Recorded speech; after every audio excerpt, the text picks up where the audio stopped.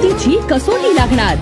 रिक्षा मोकळे आहे का? हो बसा तुम्ही. तीच रिक्षा आहे तिचा ऍक्सिडेंट झाला होता. अरे 2 जण जागेवर गेले.